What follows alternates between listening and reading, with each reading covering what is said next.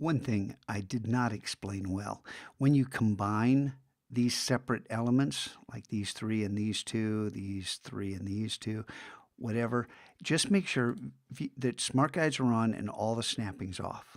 That's critical. And make sure that you start out with these things all aligned so they all begin at exactly the same point. That's critical.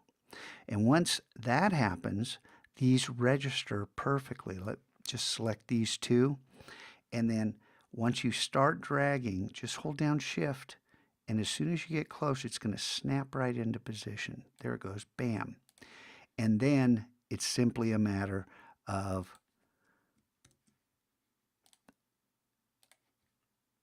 pulling these things to the front, making sure that you select the right one each time. And then as soon as you have that done, you've got your slab here. And notice how each one of these is a pillar that's all grouped. That then becomes this. And the same thing happens. These snap together. These right here snap together.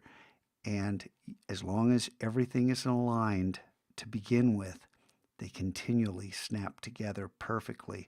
And then you just use Object, Arrange, Bring to Front. But don't go up here. Learn that. Shift, Command, right bracket. Got it? Have fun with this because this can be really fun.